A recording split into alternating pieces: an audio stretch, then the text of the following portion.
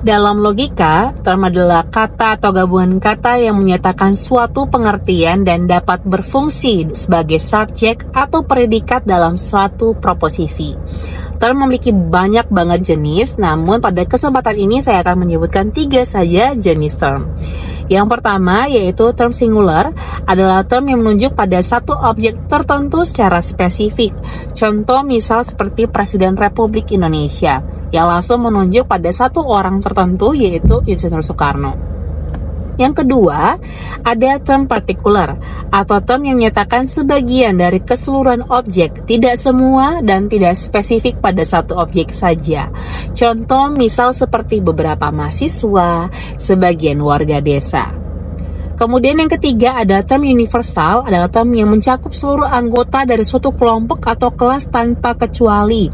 Contoh misalkan setiap dosen di universitas terbuka. Logical fallacy adalah kesalahan dalam proses berpikir atau penalaran yang menyebabkan argumen menjadi tidak valid, meskipun terkadang terdengar masuk akal. Contoh dari bentuk logical fallacy itu sendiri ada 3. Yang pertama, ad hominem, yaitu menyerang pribadi lawan bicara bukan argumennya. Contoh misalnya, ada yang ngomong, kamu nggak pantas bicara soal diet soalnya kamu sendiri gendut. Padahal, yang seharusnya dibahas adalah kebenaran dari argumen yang disampaikan, bukan tentang fisik dari pembicaranya. Yang kedua, yaitu argumentum ad populum atau bandwagon.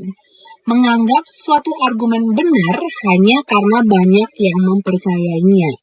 Ya, seperti FOMO. Contoh misalnya, semua orang melanggar lampu merah. Toh, jadi nggak apa-apa dong saya juga melanggar. Itu pemikiran yang sangat salah.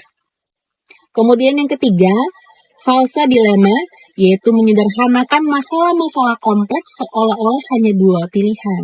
Contoh misalnya, kita setuju dengan rencana ini atau proyek akan gagal, padahal bisa aja ada alternatif lain yang memungkinkan atau yang belum dipertimbangkan.